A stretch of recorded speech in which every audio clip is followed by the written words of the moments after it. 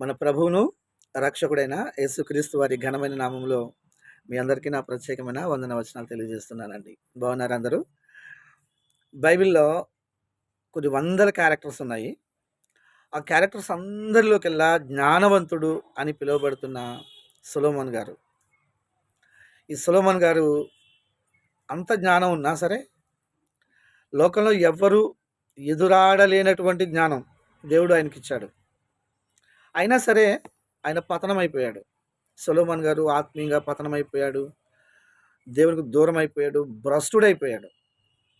అందుకు ప్రధానమైన కారణాలు 3 కారణాలు. ఒకటి ధన వ్యామోహం. బైబిల్ చెప్తుంది కదా! ధనం సమస్తమైన కీడులకు మూలం.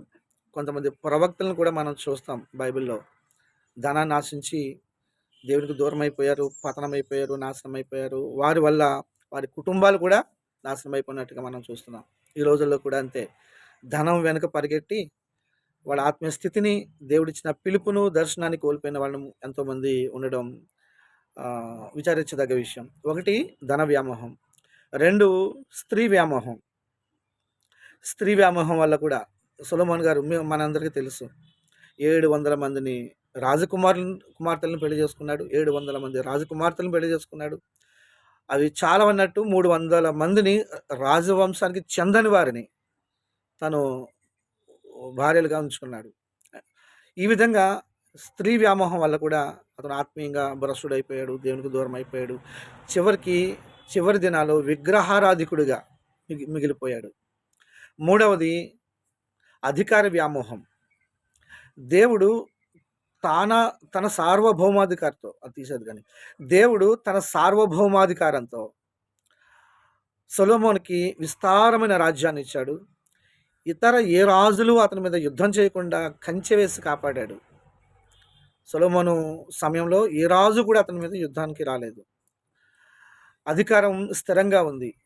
తనకున్న జ్ఞానం స్థిరంగా ఉంది. పేరు ప్రఖ్యాతులు స్థిరంగా ఉన్నాయి. అయినా సరే దేవుడు ఐగుప్తుకు వెళ్ళొద్దు, ఏ సంబంధము పెట్టుకోవద్దన్నాడు. అది మనం ద్వితీయోపదేశకాండం 17వ అధ్యాయంలో చూస్తాం. ఐగుప్తు దేశంతో కానీ, ఐగుప్తు రాజులతో కానీ, ఐగుప్తుకు సంబంధించిన దేనితోనూ ఇశ్రాయేలీలు సంబంధం పెట్టుకోవద్దని స్పష్టంగా చెప్పాడు దేవుడు.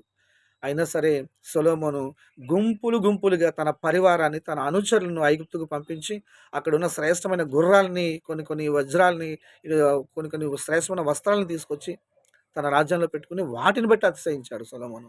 ఈ విధంగా అధికార వ్యామోహంతో, స్త్రీ వ్యామోహంతో, ధన వ్యామోహంతో సొలొమోను భ్రష్టుడైపోయినట్టుగా మనం చూస్తున్నాం.